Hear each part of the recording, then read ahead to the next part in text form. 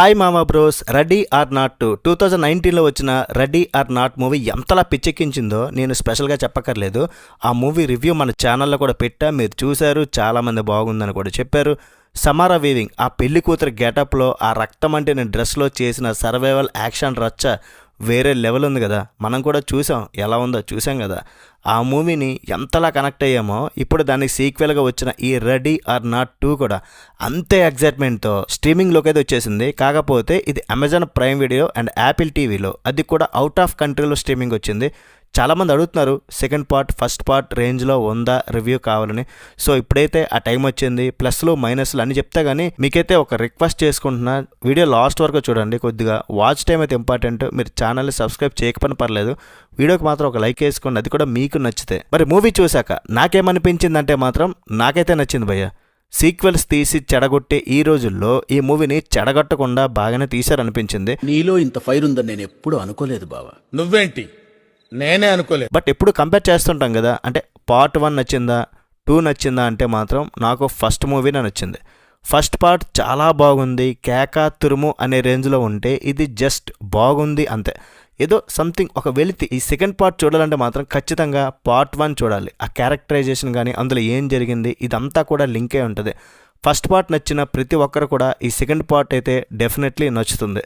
Suspense, action ఉంది, dark comedy, మీరు కోరుకునే వైలెన్స్ అండ్ అన్ని రకాల మసాలా ఎలిమెంట్స్ ఇందులో పుష్కలంగా ఉన్నాయి. అంటే మసాలా ఎలిమెంట్స్ అంటే అలాంటివి ఏం కాదు, అలాంటివి ఏమి ఉండవు. సో ఫ్యామిలీతో కావాలంటే వైలెన్స్ ఓకే అనుకుంటూ చూడొచ్చు. వీకెండ్కి ఒక క్రేజీ సర్వైవల్ థ్రిల్లర్, అదే నెక్స్ట్ వీకెండ్ ఎప్పుడో ఖాళీ చూసుకొని కళ్ళు మూసుకొని కాదు కళ్ళు తెరిచి చూడొచ్చు. కాకపోతే ఫస్ట్ పార్ట్లో నాన్ స్టాప్గా ఒక రేంజ్లో ఫస్ట్ నుండి నాన్ స్టాప్గా రచ్చలేపుతారు, కానీ ఇందులో కొంత డ్రామా నడుస్తూ ఉంటుంది. అక్కడక్కడ కొంచెం స్లో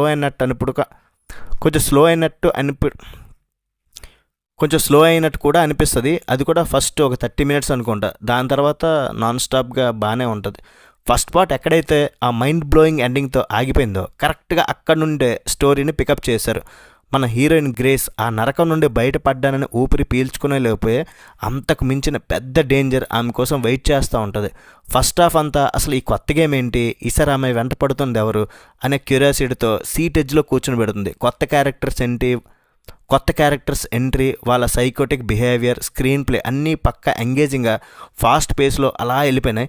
ఇక సెకండ్ హాఫ్లో ఫస్ట్ పార్ట్లో మనం ఏదైతే dark comedy, blood and gore, హీరోయిన్కి విలన్స్ మధ్య జరిగే క్యాట్ అండ్ మౌస్ ఇవన్నీ కూడా ఎక్స్పెక్ట్ చేసామో ఇందులో కూడా అలానే ఉంది.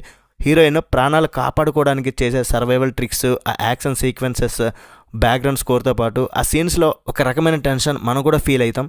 బోరింగ్ అనే మాటకి పెద్దగా స్కోప్ అయితే లేదు. అక్కడక్కడ థ్రిల్ చేస్తూ స్లో అయినప్పుడల్లా బాగానే తీసారనిపించింది. క్లైమాక్స్ గురించి ఒక్క ముక్కలో చెప్పాలంటే జస్ట్ వావ్. స్పాయిలర్స్ ఇవ్వకూడదు కాబట్టి ఎక్కువ డీటెయిల్స్ అయితే చెప్పలేను, కానీ హీరోయిన్ ఇరుక్కున్న ఆ డెడ్లీ సిచ్యువేషన్ నుండి ఎలా బయటపడింది, ఆమె వేసిన ఆ ఫైనల్ మాస్టర్ ప్లాన్ ఏంటి అనేది మీరు చూస్తే తెలుసుకోవాలి. ఆ ఎండింగ్ ట్విస్ట్ అండ్ ఎగ్జిక్యూషన్ మాత్రం ఒక సాలిడ్ కిక్ అయితే ఇచ్చింది నా వరకైతే మాత్రం. మరి ఓవరాల్గా ఈ మూవీ బాగుంది, ఫస్ట్ పార్ట్ కన్నా కాదు. సో ఓవరాల్గా రేటింగ్ ఎంత ఇస్తారంటే మన ఛానల్ ఇచ్చేది 3.25/5. ఈ రివ్యూ మీకు నచ్చితే ఇలాంటి హాలీవుడ్ మూవీ రివ్యూస్ ఇష్టపడే వాళ్ళకి ఒక షేర్ చేయొచ్చు కదా. నెక్స్ట్ వీడియోలో మళ్ళీ కలుద్దాం. బై బాయ్, జై హింద్.